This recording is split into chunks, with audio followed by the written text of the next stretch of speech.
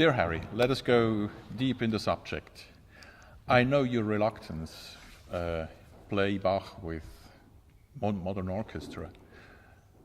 Why do you choose this time to do Bach with us? Now, why did I know you might ask a question like that? But yes. I think the main difference is the brass instruments. I mean, that's where it becomes very difficult for me to be performing Bach, orchestral suites or B minor mass or Magnificat or anything like that with the brass instruments, because they are so radically different. The great thing about being here in Granada with you guys is that you play in a stylish way.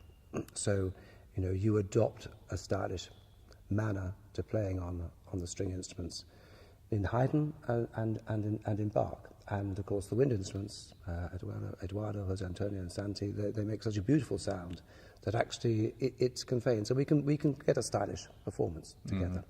But it really is the instruments that are so different in Bach's day to the modern day. And if we look at the trumpet today is designed to hit the back of a concert hall. In Bach's day, the trumpet was really an extension of the oboe, a sweet, sweet sound.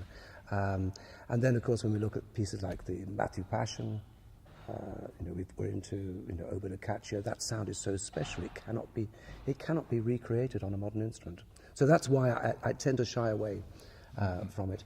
And also, with most orchestras, I won't do Baroque music, but this is different. Here in Granada, we're different. Granada's different. Yep, we're different, and we're a smaller orchestra. We're a chamber orchestra, and we listen to each other. I think it's when you get a big symphony orchestra, and they find it difficult to listen, and it stems principally from the cello and bass section. When you have a lot of crotchets, negras to play constantly, you have to play them in a stylish way. You can't just go into a kind of monotone.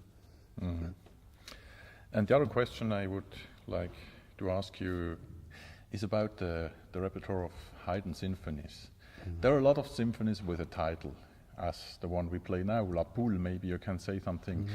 But how about all the other Haydn symphonies, about these 70 symphonies without title? Are they just not famous because they have no title, or what is the quality about those? I mean, I've really got into Haydn symphonies over the last 6 to 8 years, and I've found that he is an amazing composer.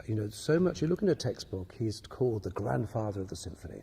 So I think that whole title, people think, oh, well, he must be old and fuddy-duddy and lacking in humour. But you look at every single Haydn symphony, right from the early symphonies, right through the Paris, the London symphonies, there are moments of incredible emotion that there will be, but there'll also be wit, there'll also be humour. And it's up to us, I think, to bring all that humour out. And we must remember, La Poule is a nickname. Haydn didn't call it La Poule. Somebody nicknamed it because of the oboe solos that appears. So it's like the Poule. But it's not, you cannot in any way say that it's a frivolous symphony. It's a hen clacking along. Yeah. It's not. It's full of Sturm und Drang. It covers everything. And the second movement is just so expressive and delightful. And then his minuets and trios, they're fun. And I think you have to create different characters. There's the stylish dancer, so the dancer who dances with 2 left feet, keep on bumping into people. There's the rather gross man that feels he can have every woman in the ballroom. And there's the very stylish young man who is beautiful and handsome, and et cetera, et cetera. So there's so many ideas that flow around, and that for me makes Haydn so interesting. So it would be okay for you to bring next time in your visit a Haydn symphony we never performed? With no name. Well, yes, absolutely. He wrote so many, and we perform, maybe 10 symphonies are regularly performed by orchestras worldwide. But also the thing with Haydn, it's an incredible discipline. It's an amazing discipline. You have to, particularly for the strings, it's technically demanding, and it's great fun to play. Okay. Thank you a lot. Cool. We didn't talk about Dorilla, though. No. So we've got to talk about Dorilla. Vivaldi's Dorilla. The Sinfonia to Dorilla. It's a real oddity. I'm really pleased about putting it in this program.